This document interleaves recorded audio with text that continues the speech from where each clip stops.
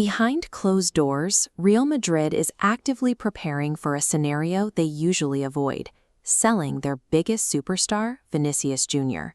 The pressure comes down to a strict timeline. His current contract expires in 2027, and management refuses to risk losing a generational asset to a free transfer in 3 years. Madrid is offering a capped €20 million salary, paired with a strict 50-50 split on image rights. But that split is the sticking point. A transfer elsewhere provides a full 100% of his commercial rights. The club has responded with a binary position: sign the current terms immediately, or be listed on the transfer market right now while his valuation is at its peak. This standoff confirms a core philosophy: Real Madrid protects their financial wage structure before they bend to keep any individual player, regardless of talent. A Vinicius departure triggers a massive pre-planned tactical pivot for the entire squad. The first contingency plan addresses the offensive void. The club is prepared to launch €100 million bids targeting RB Leipzig's forwards to replace that lost attacking output. But the strategy relies on capital reallocation.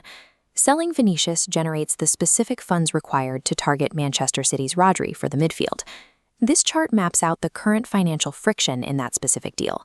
Manchester City is demanding a €75 million fee, while Madrid is capping their initial offer at €65 million. Bridging that €10 million gap requires internal sacrifices. To fund Rodri and clear the squad hierarchy, Madrid has to balance the books elsewhere. That specific accounting maneuver puts current stars in the crosshairs. Players like Aurelien Tchouameni or Eduardo Camavinga suddenly find themselves at risk of being sold to clear space. The contract decision of a single winger is dictating the future hierarchy and the funding of Real Madrid's midfield. The final piece of Madrid's blueprint sits in the defense, an area that requires significant capital to properly reinforce. Ousmane Diomande from Sporting CP has emerged as the premier target to solve their issues on the back line. The hurdle here is financial. Diomande commands a €70 to €75 million price tag.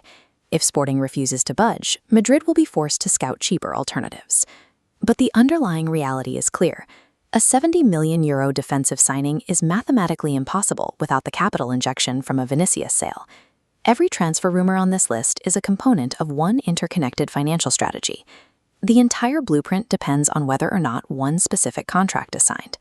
We are currently in a critical window for Real Madrid's midterm future, and the board is waiting on a single yes or no. Behind the scenes, the club has already constructed a financial and administrative machine perfectly aligned for the post-Vinicius era. It reinforces the ultimate philosophy of the club. The institution and its wage structure will always outrank the talent of any individual. The truth for Vinicius is absolute. If he refuses to bend to their financial terms, the club will not hesitate to move on without him. Rather than being missed, he will be converted into the financial fuel required to buy the next generation of Galacticos.